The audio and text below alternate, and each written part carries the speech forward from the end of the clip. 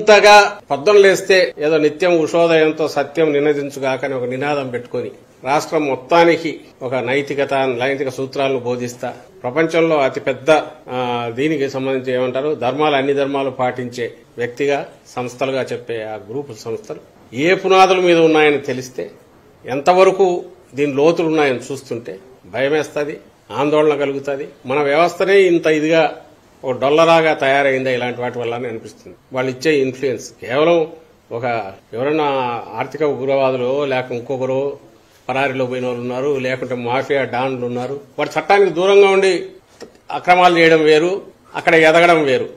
Mafia డాన్లు కానీ ఇంకోరు కానీ ఇక్కడ ఉంటే ఈ చట్టాలనే వాడుకొని వీటిలో లొసుగుల్నే వాడుకొని సమాజంలో పరపతిని పెంచుకొని దాని మీదనే ఒక పెద్ద ఆకాశ హర్మాన్ని నిర్మించడం, ప్రపంచంలోని అతిపెద్ద నైతిక రుజువర్తన కలిగిన మహాప్రవక్తల్లాగా వీళ్లు బయటికి రావడం, అక్కడి నుంచి రాజకీయాలు కూడా శాసించేంత వరకు పోవడం, ఇదే ఆందోళన కలిగించే విషయం. అలాంటి ఒక క్లాసిక్ కేసు ఏది అని అంటే ఈరోజు రామోజీరావు, ఈనాడు గ్రూపు అండ్ మార్గదర్శి గ్రూపు సంస్థలు వీటి భాగవతం అంతా దీంట్లో బయటపడుతుంది.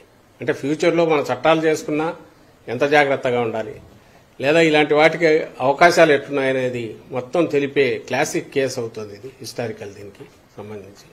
అందువల్ల దీని సిగ్నిఫికెన్స్ ఇంతగా ఉంది.